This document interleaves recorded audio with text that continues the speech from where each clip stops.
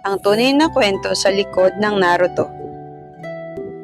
Alam nating lahat na si Naruto ay isang ulila na nangarap maging Hokage. Pero alam mo ba, ang kwento ng buhay niya ay hango sa personal na kabiguan at totoong karanasan ng lumikha sa kanya. Alamin natin ang totoong kwento sa likod ng obra maestra ni Masashi Kishimoto. Akala ng marami si Kishimoto ay isang sikat at matalinong estudyante. Sa katunayan, kabaligtaran ito. Noong bata siya, si Kishimoto ay isang mahina sa klase, laging huli sa sports at pakiramdam niya, isa siyang loser o bigo sa buhay. Ang pakiramdam ng pagiging mapag-isa at pagnanais na magpansin ng ibang tao, yan ang mismong emosyon na ibinubuhos niya sa karakter ng Naruto. Sa madaling salita, si Naruto ay isang salamin ng sarili niyang kabataan ng may akda. Narito ang ilang mga kamanghamanghang trivia kung bakit at papaano naisulat ang Naruto. Bago naging ninja si Naruto, sa orihinal na konsepto ni Kishimoto, si Naruto ay isang kusinero ng isang ramen shop. Bagaman binago niya ito, ginawang ninja story, napanatili niya pa rin ang pagkahilig ni Naruto sa ramen. Ang paborito niyang Ichiraku ramen ay umiiral sa totoong buhay. Ito ay paboritong kainan ni Kishimoto malapit sa kanyang universidad noong siya ay nag-aaral pa lang.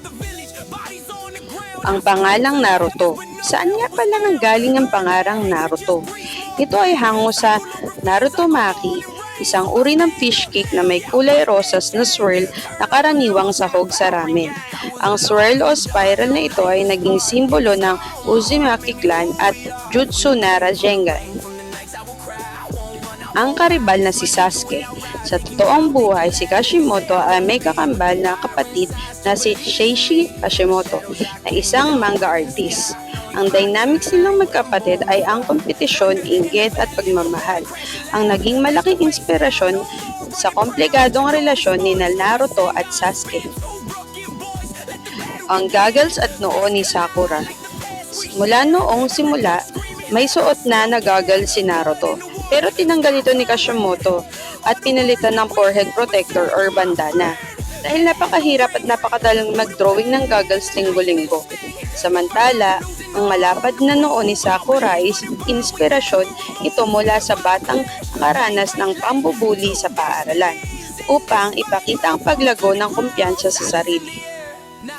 Isinulat ni Kishimoto ang Naruto hindi lang para mang-aliw, kundi para maipadama sa mga taong pakiramdam nila ay loser, sila ay may pag-asa pa. Pinapakita niya ang isang taong pinagtatawanan noon ay pwede maging bayani ngayon. Kaya sa susunod na mapanood mo ang Naruto, tandaan mo, hindi lang ito kwento ng ninja. Ito ay kwento ng isang tao na hindi sumuko sa kanyang mga pangarap sa buhay. Ikaw, ano ang pinakapaborito mong aral mula kay Naruto? I-comment po naman sa ibaba at huwag kalimutang mag-like at mag-subscribe para sa iba pang anime trivia. Salamat!